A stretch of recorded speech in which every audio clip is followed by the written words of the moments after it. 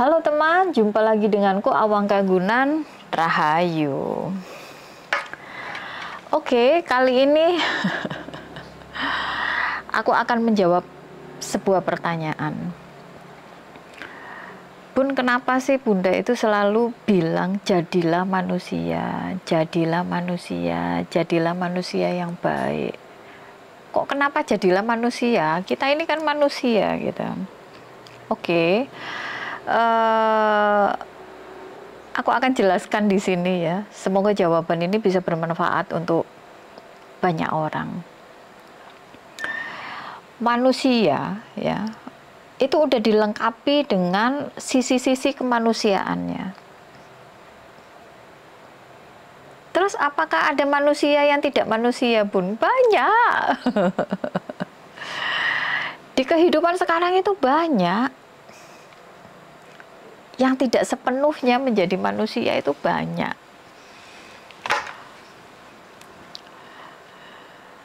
Nah, untuk menjadi manusia, ya, untuk menjadi manusia yang sukses ya, untuk menjadi manusia yang berhasil, untuk menjadi sebenar-benarnya manusia, itu kita butuh berlatih.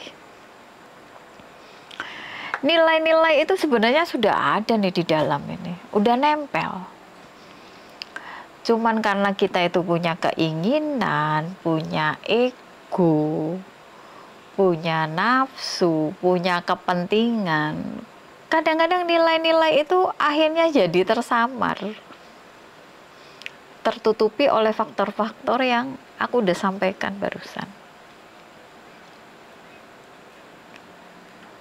Nah, untuk menjadi manusia, sebenar-benarnya manusia, itu kita butuh melatih diri, butuh diasah itu.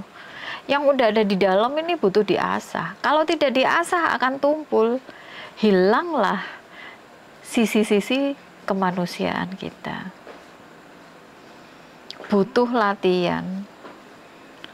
Latihannya bagaimana? Nanti akan aku jelaskan. Dan latihan sampai kapan? Ya, kita harus melatih itu ya sepanjang hidup kita. Skill, kemampuan untuk menjadi manusia yang sebenar-benarnya manusia itu butuh dilatih, bahkan nanti kita sampai selesai, sampai keberadaan ya, sampai waktu kita di bumi ini selesai. Nah, apa aja indikator-indikator keberhasilan kita sebagai manusia? Pertama, harus punya hobi berbagi. Kalau orang Jawa bahasanya lomo, atau ada lagi bahasanya apa ya? Aku ngerti ku lomo ya. Lomo itu mudah berbagi, nggak hitung-hitungan. Jadi dia punya apa, diambil secukupnya, sisanya dibagikan. Nggak pelit, nggak pelit.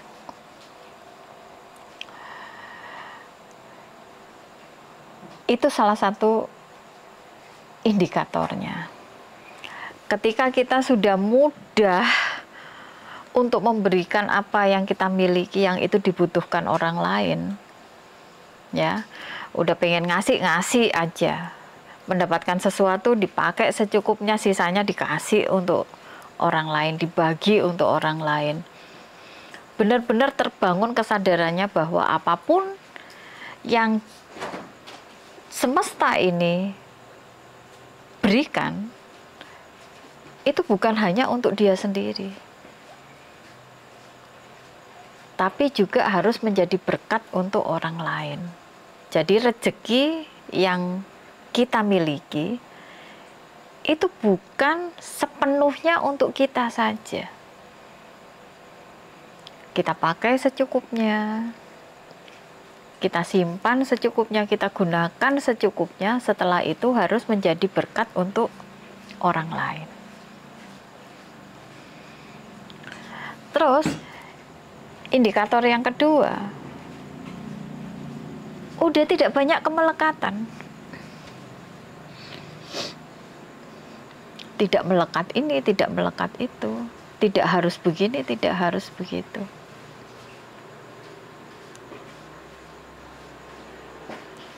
Udah dia terbiasa untuk menerima dan dia juga terbiasa untuk melepaskan. Apapun itu bentuknya. Misalnya ada peristiwa, ya dia terima peristiwa itu. Dia mengambil hikmahnya. Setelah itu dampak rasanya, dampak emosinya, dia lepaskan.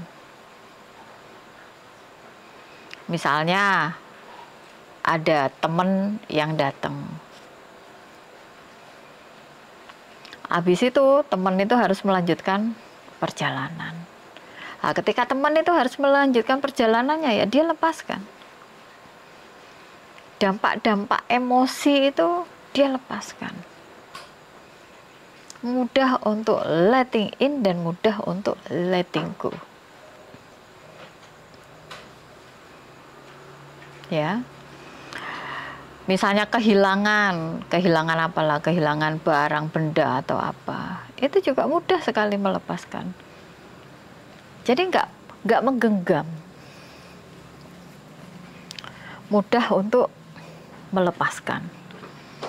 Jadi udah terbangun kesadarannya, ya apapun yang datang itu pasti akan pergi. Jadi semudah itu on off-nya. Mudah untuk letting in dan mudah untuk letting go. Oke. Terus indikator yang ketiga adalah mudah untuk memaafkan. Kalau yang tadi yang kedua melepaskan, mudah untuk melepaskan. Tidak melekat. Yang ketiga memaafkan. Jadi nggak semua ditumpuk. Dampak rasa tidak semua ditumpuk. Dampak emosi yang timbul tidak semua ditumpuk. Nggak gampang marah, nggak gampang dendam, nggak gampang benci dan segala macamnya. Mudah untuk memaafkan. Oh ya, dia menyadari bahwa apapun yang terjadi pada dirinya, ya, itu adalah bagian dari skema semesta. Ya emang itu harus terjadi. Yang harus dia lakukan apa? Mengambil hikmah, setelah itu memaafkan dirinya sendiri dan memaafkan orang lain yang terkait di dalamnya. Karena dia tahu menyimpan emosi terlalu lama, terlalu dalam akan berdampak buruk terhadap dirinya dan terhadap kehidupannya ke depan. Jadi kesadaran itu sudah terbangun. Indikator yang keempat adalah mempunyai dampak manfaat pada kehidupan. Sudah mempunyai kesadaran bahwa aku hidup, ya, itu harus berdampak baik, punya dampak manfaat untuk diriku sendiri dan untuk orang-orang yang ada di sekitarku. Apapun yang aku lakukan, keputusan apapun yang aku ambil, ya, apapun yang aku kerjakan harus mempunyai dampak baik untuk diriku sendiri dan mempunyai dampak baik untuk orang-orang yang ada di sekitarku. Ini baru disebut manusia. Jadi kalau masih pelit, masih melekat, menggenggam, ya, punya tas 1 aja dia nggak cukup, harus punya tas 20, habis itu punya rumah 1 dia ngerasa nggak cukup, harus punya rumah 100, punya mobil 1 dia masih ngerasa nggak cukup, harus punya mobil 10, dan terus merasa kurang melekat terhadap hal-hal yang dia suka, entah itu mobil, koleksi cincin, jam, tas, topi, dan segala macam yang sebenarnya itu nggak benar-benar dia butuhkan. mudah memaafkan. Jadi apapun yang terjadi pada dirinya, dia mudah untuk memaafkan, nggak gampang sakit hati dengan orang lain, nggak gampang marah dengan orang lain. Tapi dia bisa mengambil hikmah dari setiap kejadian yang terjadi dalam hidupnya. Terus punya dampak manfaat. Apapun yang dia lakukan, apapun yang dia sampaikan, apapun yang dia kerjakan, keputusan-keputusan dalam kehidupan yang dia ambil, itu punya dampak manfaat terhadap dirinya sendiri dan terhadap orang lain. Kan nggak semua manusia bisa begitu. Lah, keempat hal ini perlu kita latih. Kita latih sepanjang usia kita. Itu memang sudah ada di dalam. Tapi karena biasanya tertutupi dengan hal-hal yang sifatnya itu duniawi, akhirnya nggak muncul. Nah, untuk bisa memunculkan, harus kita asah. Harus kita jadikan itu sebagai skill. Sebagai keterampilan. Untuk tidak pelit itu butuh dilatih ya. Untuk gampang ngasih ke orang lain itu butuh dilatih. Untuk tidak melekat itu butuh dilatih. Untuk memaafkan juga butuh dilatih. Dan untuk bermanfaat bagi diri sendiri dan orang lain itu juga butuh dilatih. Makanya manusia yang sebenar-benarnya manusia, ya, itu butuh latihan panjang dalam hidupnya. Tapi kan banyak juga kita lihat menungso sing ya dia hanya sekedar jadi manusia.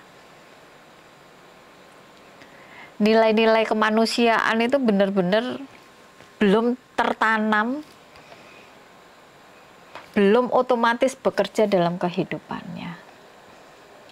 Makanya aku selalu mengingatkan, dadi menungso sing sak benere menungso.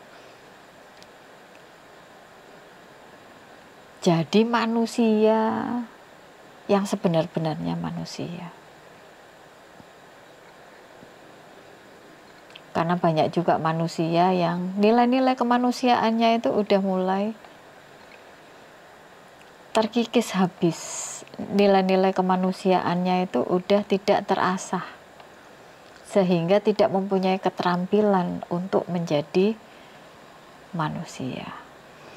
Dan dampak kebermanfaatan itu bukan hanya untuk diri kita sendiri, untuk lingkungan. Lingkungan ini berarti skupnya besar. Bukan hanya untuk manusianya aja, tapi untuk kehidupan. Untuk apapun yang ada di sekitar kita. Dampak manfaat yang baik untuk kehidupan.